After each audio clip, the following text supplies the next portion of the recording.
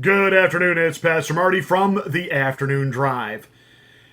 The New York Times, PMSNBC, and other ilk within the lying legacy corporate corrupt media seem to be fixated on Donald Trump's taxes and his past financial dealings of the late 1980s, early 1990s when he, quote, lost billions of dollars. He's a failed businessman. This whole idea that he's a successful businessman, he's a failure. And they act like this is some kind of news that he lost all this money back in the 80s and 90s. Yet the New York Times, the New York Post, the New York Daily News, they covered it incessantly at the time. Wall-to-wall coverage on the local New York media. It gained national attention. But let's back up, and before we deal with that, why are we interested in that and not Hillary Rodham Clinton's missing 33,000 emails? Oh, I know. She said it was about yoga and talks with her daughter and wedding planning and then grandparenting. It was all personal. And we're just going to take her word for it? Nobody's even remotely interested if that didn't compromise our national security, that there was, top secret information in there, things that she didn't want the American people to know about, things she didn't want to be held accountable on. We trump up fake, phony Russian collusion under a fake dossier, which Hillary Rodham Clinton paid for. The FBI knew it was fake. You've got them covering up for each other now, saying, we don't spy, we surveil. Did you ever hear a bigger, stupid argument over semantics? Surveillance, spying, it's one and the same. They spied on Donald Trump, who was then a private citizen. They did it. They're guilty of it. And Chris Wray, all he's doing, he's the next guy coming in trying to cover up for the swamp. The deal is, though, he's not quite as good at it as Jimmy Comey and Robert Mueller. And Trump called him out on it, by the way. Good for him. So we're not interested that there's no money trail from Moscow to Trump. No communication trail from Moscow to Trump about collusion.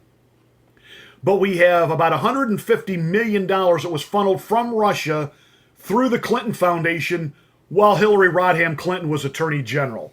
And that doesn't spark any interest on the part of the lying legacy corporate corrupt media or you liberal buffoons that are watching me right now. That doesn't bother you, that 20% of our uranium, following all these mass donations into her foundation, 20% of our uranium ends up under Russian control. It's Trump.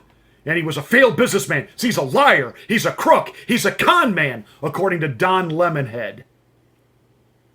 If ever there was a con man, it's Don Lemonhead.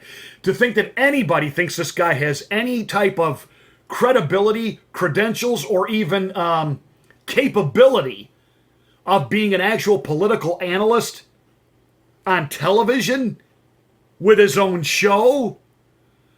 Other people at CNN who have been grinding it out for years, we know where their political ideology lies, but they've been grinding it out for years, who probably ought to have their own time slot, and they get pushed aside for Don Lemonhead, the guy who is so inept and so insecure that if anybody challenges him with a disagreeable position on his own show, cut their mic off.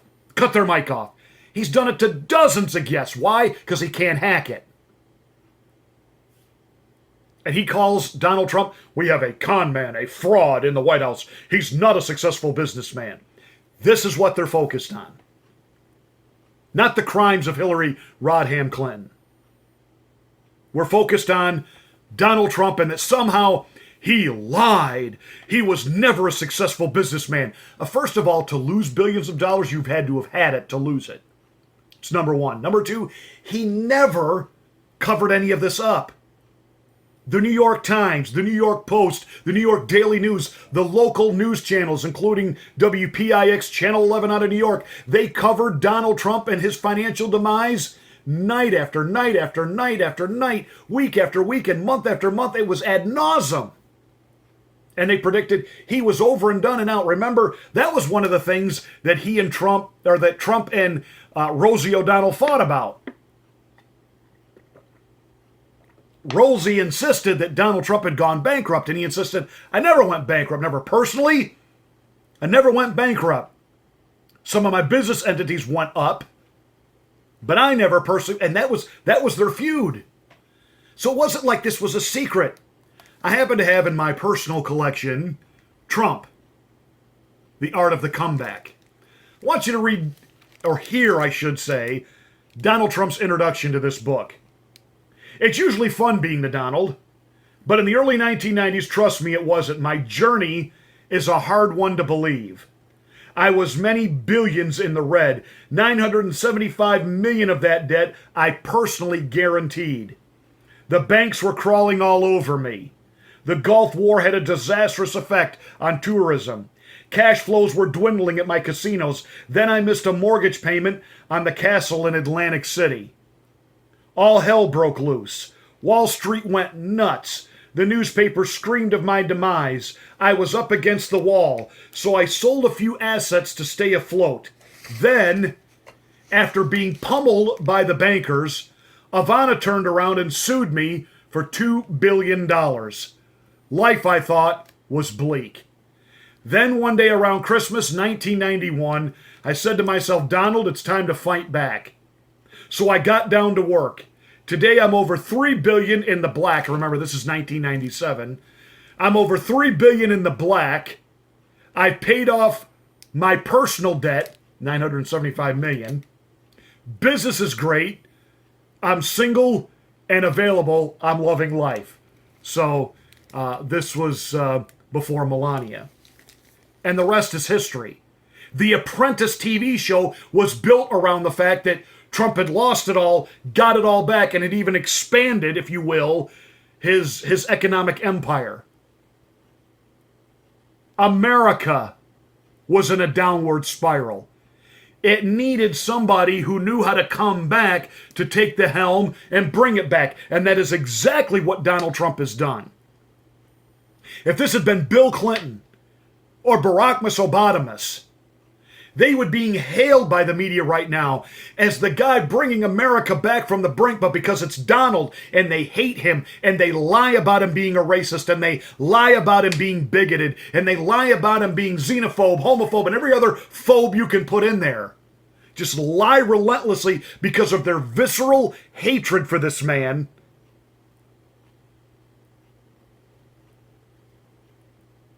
There is no there. He's done a great job. He's done it without the help of the rhinos and the professional Republicans. He's done it without the help of a Democratic Congress. He truly is the master of the comeback. And he's brought America back. And every American ought to line up and thank him. But instead, now you've got the liberals. They're going to run now on the economy is not doing great. We still have 40 million Americans that don't have health insurance. Some people don't have health insurance by choice. Some decide they just don't want to. They don't want to spend the money. They just don't. They're willing to roll the dice and not spend it.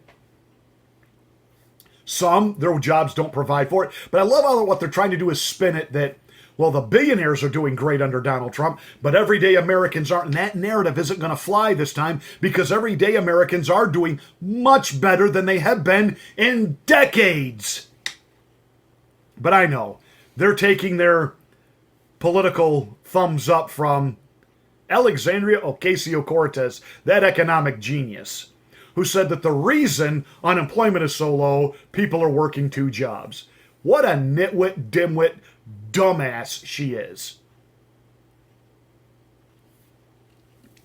Go ahead. As the Democrats are now out there, they're going to they got nothing else going. They're going to try to somehow make you think that the economy is in a bubble and not doing as well as you think it is. No, it's doing great. Trump cut taxes, incentivized businesses to bring business back from overseas to here, to hire, to actually give out bonuses to their employees, i.e. Apple. Manufacturing across the Rust Belt states is up. I happen to be here seeing it firsthand. It's up. Trump is popular here. It's up.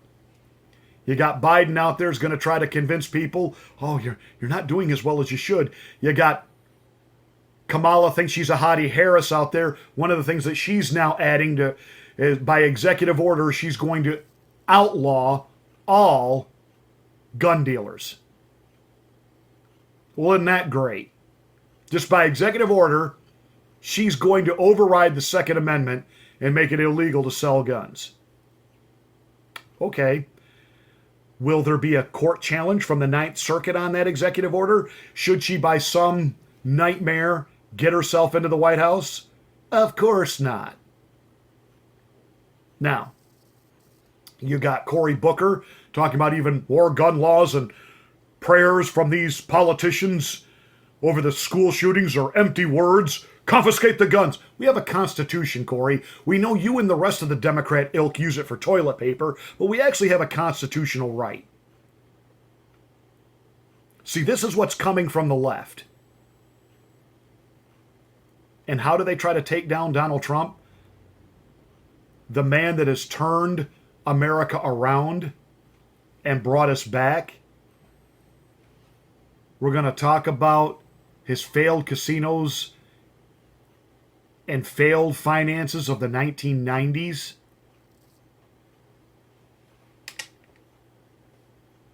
But we're not going to investigate how Hillary Rodham Clinton had over $150 million of Russian money flow through the Clinton Foundation. That holds no interest. Give me a break. That's it. That's this rant for today. You have a great Monday. Make sure you hit the like button, subscribe to the channel, tell others about it.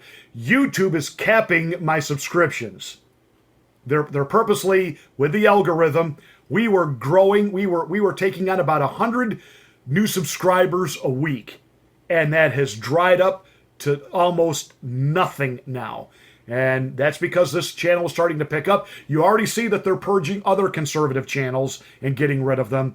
I need your help to help launch this channel by sharing it with others, getting your friends to watch, and getting your friends to subscribe. Then hit the bell, get notification of my next rant.